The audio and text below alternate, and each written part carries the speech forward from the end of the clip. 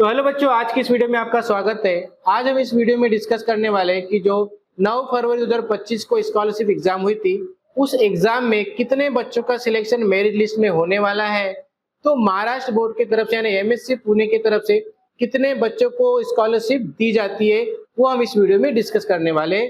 उसके क्या क्राइटेरिया है, तो सबसे पहले हम समझने वाले हैं पूर्व माध्यमिक शिष्यवृत्ति परीक्षा इयत्ता 8वीं के लिए शिष्यवृत्ती अर्हता प्रकार व शिष्यवृत्ती प्रदान करण्याचे निकष, यानी शिष्यवृत्ति मिलने के लिए क्या क्या हमें क्राइटेरिया पूरा करना है, वो हम इस वीडियो में डिस्कस करेंगे और कितने टाइप से हमें स्कॉलरशिप दी जाती है। यहाँ समझेंगे हम लोग शिष्यवृत्ति स्तर, तो जिला निकाय व तालुका निकाय यानी जिला स्तर पे स्कॉलरशिप दी जाती है और अपने ब्लॉक लेवल पे स्कॉलरशिप दी जाती है। तो उसमें देखेंगे शिष्यवृत्तीचे मासिक दर। अब बच्चों को मंथली कितना पैसा मिलता है स्कॉलरशिप एग्जाम के मेरिट लिस्ट में आने के बाद, वो हम देखते हैं। तो यहाँ पे पहले शिष्यवृत्तीचे प्रकार यानी कितने टाइप से स्कॉलरशिप दी जाती है, E J K E G H I A B C D, इतने टाइप में स्कॉलरशिप को डिवाइड किया गया है। अब उसके लिए हमें कितना पैसा दिया जाता है, तो हर एक सेक्शन में आप देख रहे हो कि 750 रुपए 8th क्लास के लिए है, 750 750 750, यानी सभी के लिए अगर आप स्कॉलरशिप एग्जाम मेरिट में आते हो तो आपको 750 रुपए मंथली पैसा मिलेगा। उसके बाद में शिष्यवृत्तीचे नाव। अब यहाँ पे हर एक टाइप में उनका नाम दिया हुआ है, हर एक स्तर पे स्कॉलरशिप दी जाती है। तो पहला जो स्तर है हमारा राष्ट्रीय ग्रामीण स्तर। राष्ट्रीय ग्रामीण स्तर पे बच्चों को जो स्कॉलरशिप दी जाती है वो भी 750 रुपए है। तो यहाँ पे आप डायरेक्ट नीचे देख रहे हो शहरी और ग्रामीण भागों के बच्चों को ही यहाँ पे स्कॉलरशिप दी जाती है। शहरी भागों को बच्चों को ये राष्ट्रीय ग्रामीण स्कॉलरशिप में नहीं रखा जाता है। उसके बाद में ग्रामीण भागों के बच्चे हैं, उनको पात्र होना यानी स्कॉलरशिप के दोनों पेपर में पात्र होना आवश्यक है। इसमें कोई मार्किंग नहीं है, आपको सिर्फ यहाँ पे पास होना है। और पूर्व माध्यमिक शिष्यवृत्ति एकुन मंजूर संच संख्या, इस राष्ट्रीय ग्रामीण स्कॉलरशिप के लिए 340 बच्चों का सिलेक्शन किया जाता है। अब ये 340 बच्चे वो रहेंगे जो टॉप के स्कोरर रहेंगे, उन्हीं बच्चों को यहाँ पे सिलेक्शन होगा। यहाँ पे मार्क का कोई कट ऑफ नहीं होगा, 340 बच्चे हो जाएंगे। उसके बाद में उन बच्चों को इस सेक्शन में नहीं लिया जाएगा, ठीक है। दूसरा सेक्शन है हमारा जे, ग्रामीण सर्वसाधारण। ग्रामीण यानी जो ग्रामीण भाग के जो ओपन में आने वाले बच्चे हैं, खुला प्रवर्ग, उन बच्चों को यहाँ पे भी ये भी ग्रामीण भाग के लिए हैं, पात्र होना आवश्यक है। स्कॉलरशिप के दोनों पेपर में पात्र होना जरूरी है। और उसके लिए महाराष्ट्र बोर्ड के तरफ से 6650 बच्चों का सिलेक्शन किया जाता है ग्रामीण सर्वसाधारण विभाग के लिए। तो ये काफी बड़ा नंबर है यहाँ पे जिला स्तर पे। उसके बाद में है शहरी सर्वसाधारण, जो शहरी विभाग के बच्चे हैं, यहाँ सिर्फ शहरी विभाग के बच्चों को स्कॉलरशिप दी जाएगी। इसमें भी पात्र होना आवश्यक है, दोनों पेपर में पात्र होना चाहिए। और इसके लिए 6430 बच्चों का सिलेक्शन किया जाएगा। 6430 बच्चों का सिलेक्शन शहरी सर्वसाधारण विभाग में किया जाएगा। उसके बाद में जिला स्तर पे ये यहाँ पे कट ऑफ आ जाएगा। 6430 बच्चों को ले लिए, उसके बाद में बाकी के बचे हुए बच्चों को यहाँ पे मेरिट में सिलेक्शन नहीं होगा। अब देखते हैं विदर्भातल्या 11 जिल्ह्यांसाठी विद्या वेतन। तो ये जो क्राइटेरिया दिया हुआ है, विदर्भ के जो 11 जिले हैं उनके लिए जो क्राइटेरिया दिया हुआ है सिर्फ विदर्भ के जिलों के लिए है, ये ध्यान में रखना है। अब यहाँ दिया है सर्वसाधारण मुले व मुली, यानी ओपन में जो बच्चे आते हैं, ओपन यानी जो खुला प्रवर्ग है, जो कैटेगरी में नहीं आते, उन बच्चों के लिए यहाँ पे स्कॉलरशिप दी जा रही है मुले व मुली। यहाँ पे लड़कों और लड़की दोनों को दी जाती है। और यहाँ पे एक क्राइटेरिया दिया हुआ है कि जो उनके पेरेंट्स है, पालक है, उनकी इनकम है जो 20,000 से ज्यादा नहीं होना चाहिए। तो 20,000 से कम रहेगा तो इस स्कॉलरशिप का फायदा वो ले सकते हैं। उसके बाद में उन बच्चों को भी स्कॉलरशिप में पास होना अनिवार्य है, दोनों ही पेपर में पास होना अनिवार्य है। ऐसे 145 बच्चों का सिलेक्शन यहाँ पे किया जाएगा। उसके बाद में है सर्वसाधारण मूली। अब ये जो क्राइटेरिया है सिर्फ लड़कियों के लिए है, सिर्फ लड़कियों को यहाँ पे स्कॉलरशिप दी जाएगी जो जनरल वर्ग में आते हैं। यहाँ पे भी सेम क्राइटेरिया है कि उनके जो पेरेंट्स है, पालक है, उनकी इनकम 20,000 से ज्यादा नहीं होना चाहिए, दोनों ही पेपर में पात्र होना चाहिए। ऐसे टॉप के 22 गर्ल्स को यहाँ पे स्कॉलरशिप दी जाएगी। उसके बाद में मागास वर्गीय मूले व मूली, ये भी जो क्राइटेरिया है मागास वर्गीय के लिए है। यहाँ पे मुलगा मुलगी दोनों यानी लड़का लड़की दोनों को स्कॉलरशिप दी जाएगी, जिसमें जो कैटेगरी है अनुसूचित जाति, अनुसूचित जमाती, वीजा भज, ठीक है, ये 3 कैटेगरी के बच्चों को ये स्कॉलरशिप दी जाएगी। इसमें भी पात्र होना अनिवार्य है। ऐसे 17 बच्चों को स्कॉलरशिप दी जाती है एमएससी पुणे बोर्ड की तरफ से, यानी महाराष्ट्र सरकार की तरफ से ये स्कॉलरशिप दी जाती है।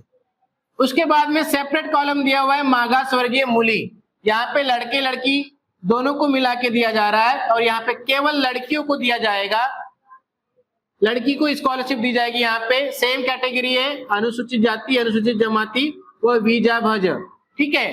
पात्र होना आवश्यक है। ऐसे 14 गर्ल्स को यहाँ पे स्कॉलरशिप दी जाएगी। अब देखते हैं हम लोग तालुका स्तर पे जो स्कॉलरशिप दी जाती है बच्चों को।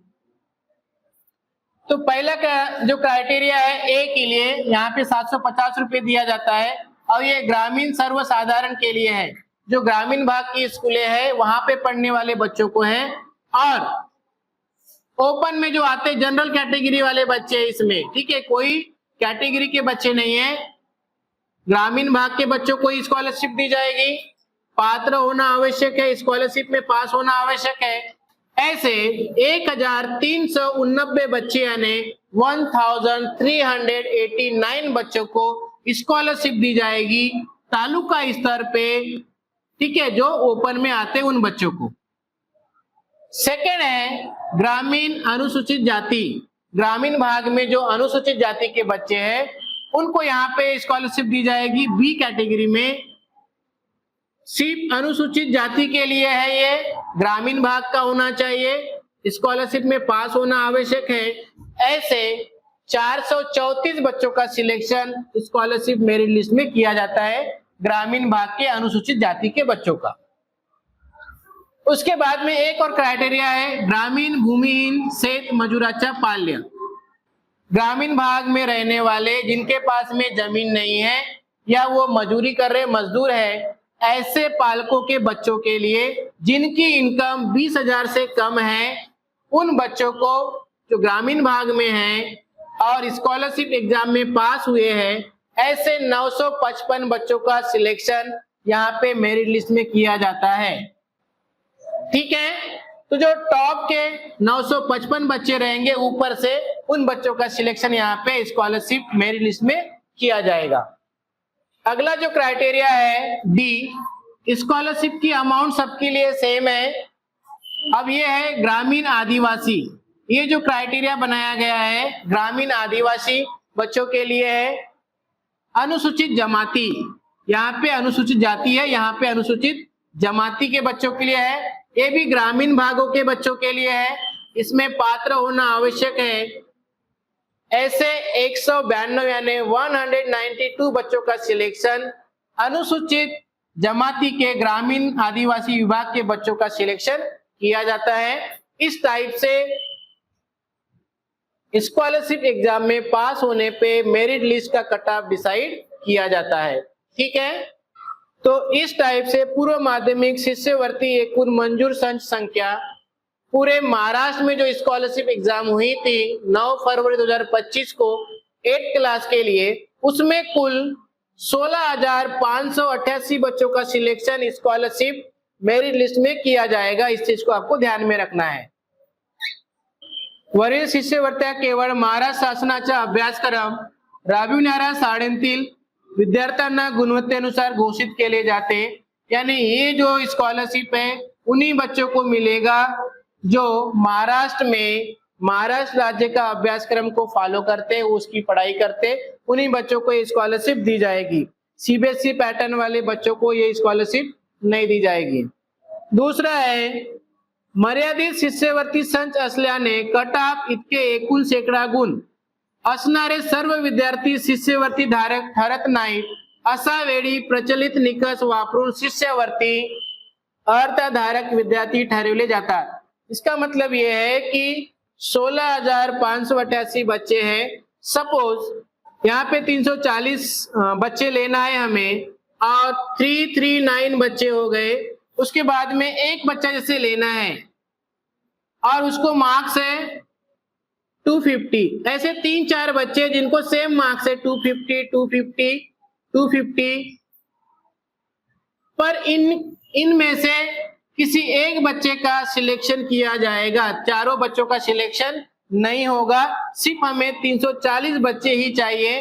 तो यहां से किस बच्चे को लेना है, किस एक बच्चे का सिलेक्शन करना है, किस बच्चे का सिलेक्शन करना है, उसके लिए यहाँ पे प्रचलित निकष का यूज करके उस बच्चे का सिलेक्शन स्कॉलरशिप के लिए किया जाता है कि किस प्रकार से किस बच्चे का सिलेक्शन स्कॉलरशिप के लिए किया जाता है। ठीक है। पूर्व उच्च प्राथमिक शिष्यवृत्ती परीक्षा इयत्ता 5वी शिष्यवृत्ती अर्थ प्रकार व शिष्यवृत्ती प्रदान करण्याचे निकष, सेम यहाँ पे भी जैसे 8वीं का था वैसे 5वीं का भी है। और यहाँ पे जिला निया यानी जिला स्तर पे ही स्कॉलरशिप दी जाती है, स्कॉलरशिप की मेरिट लिस्ट तैयार की जाती है। तो यहाँ पे हम समझने वाले हैं कि शिष्यवृत्ती स्तर, तो ये जिला स्तर पे स्कॉलरशिप मेरिट लिस्ट दिया जाता है। उसके बाद में शिष्यवृत्ती के प्रकार, तो इसको भी EFGHIJK इस पार्ट में डिवाइड किया गया है।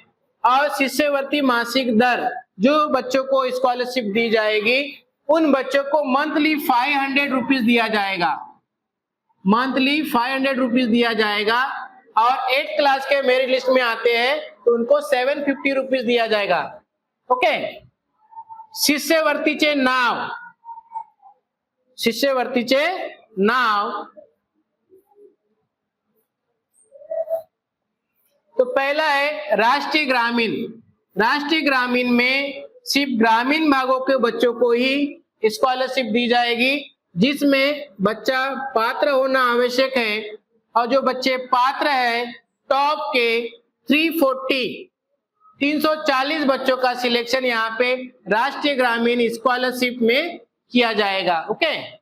उसके बाद में है हमारा ऐप, यहाँ पे भी 500 रुपीज दिया जाता है।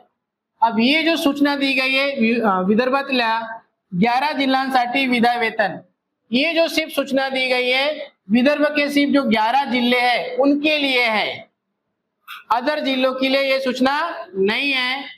सर्वसाधारण मुले व मुली, तो यहाँ पे मुलगा मुलगी यानी लड़का लड़की दोनों को ये स्कॉलरशिप दी जाएगी जो जनरल कैटेगरी के बच्चे हैं, जिनके पेरेंट्स की इनकम 20,000 से कम है और वो स्कॉलरशिप एग्जाम के दोनों पेपर में पास है। ऐसे 243 बच्चों का सिलेक्शन विदर्भ के 11 जिलों में से जो सर्वसाधारण लड़के और लड़की है उनका किया जाएगा।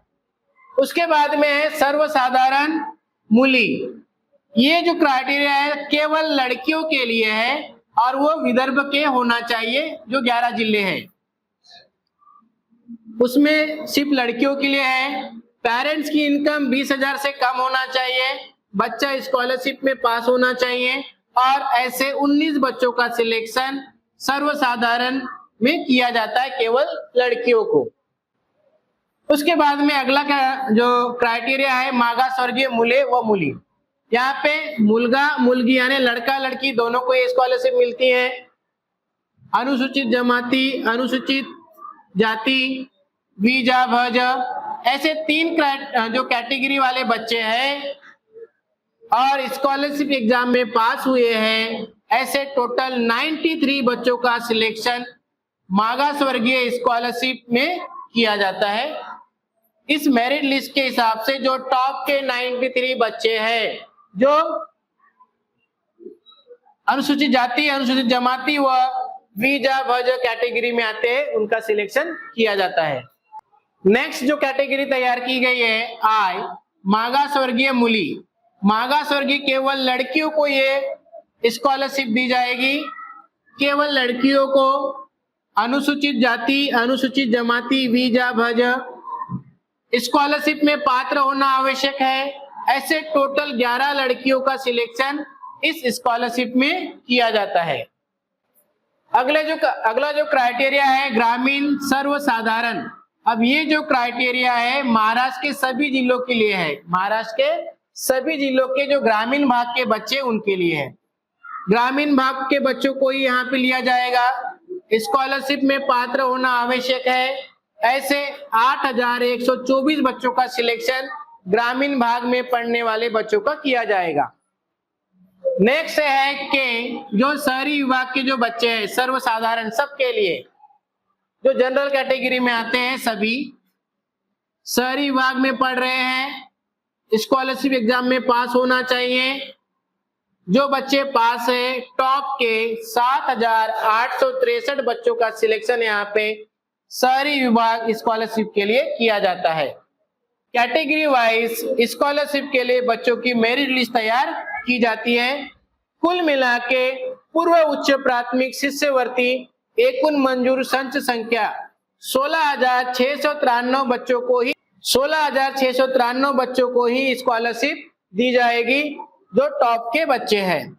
फिर यहाँ पे एक और सूचना दी गई है, वरील शिष्यवृत्त्या केवळ महाराष्ट्र शासनाचा अभ्यासक्रम राबविणाऱ्या शाळांतील विद्यार्थ्यांना गुणवत्तेनुसार घोषित केले जातात।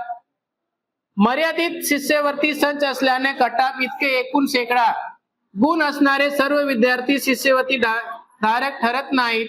अशा वेळी प्रचलित निकष वापरून शिष्यवृत्ती अर्थधारक विद्यार्थी ठरवले जातात। महाराष्ट्र शासन अभ्यासक्रम की जो पढ़ाई कर रहे हैं उन्हीं को स्कॉलरशिप दी जाएगी। दूसरा दिया गया है, तो यहाँ पे देखते हैं हम लोग 19 बच्चे हैं, लेना है हमें स्कॉलरशिप मेरिट में, और 15 बच्चे हमने ले लिए हैं जो 266 नंबर लिए हैं। ठीक है, अब अगला जो नंबर आएगा जिसने 265 नंबर लिया है, ऐसे 10-12 बच्चे हैं। ठीक है, अब इनमें से हमें केवल 4 बच्चों का सिलेक्शन करना है। कितने बच्चों का? केवल 4 बच्चों का सिलेक्शन करना है। तो उसके लिए जो एमएससी पुणे बोर्ड की तरफ से निकष तैयार किए गए हैं उसके आधार पे किसी भी 4 बच्चों का सिलेक्शन किया जाएगा। ऐसा नहीं है कि 265 नंबर पाया है तो सभी 265 नंबर पाने वाले को स्कॉलरशिप मेरिट लिस्ट में लिया जाएगा। ठीक है, ये आपको क्राइटेरिया समझ में आया होगा। अब वो निकष क्या है वो हम इस वीडियो में देख लेते हैं। अब यहाँ पे देखते हैं हम लोग, महाराष्ट्र शासन, महाराष्ट्र राज्य परीक्षा परिषद पुणे की तरफ से यहाँ पे सूचना दी गई है। कटाप शेकडा गुणा इतके एकूण शेकडा गुण एकापेक्षा अधिक विद्यार्थ्यांना मिळाले असल्यास विद्यार्थी निश्चित करावयाचे प्रचलित निकष प्राधान्यक्रम। तो किस बच्चों का वहां पे सिलेक्शन किया जाएगा वो हम यहाँ पे देखने वाले हैं।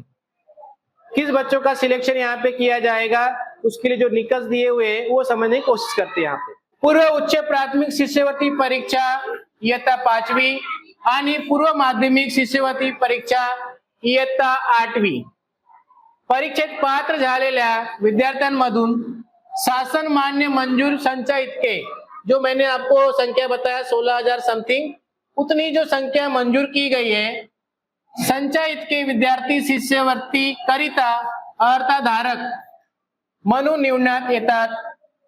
शिष्यवृत्ती संच मर्यादित असल्याने एकूण शेकडा गुणा इतके कटाप शेकडा गुण मिळालेले सर्व विद्यार्थी शिष्यवृत्ती धारक ठरतीलच असे नाही।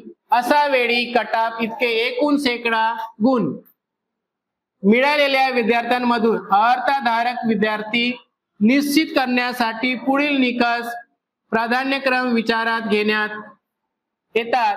पहला जो है एकूणात समान शेकडा गुण परंतु तृतीय भाषा व बुद्धिमत्ता चाचणी पेपर क्रमांक 2 या पेपर मध्ये अधिक शेकडा गुण मिळवणारे परीक्षार्थी।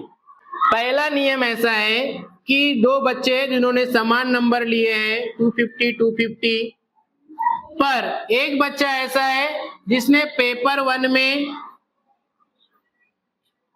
ज्यादा मार्क्स लिया है और पेपर 2 में कम लिया है।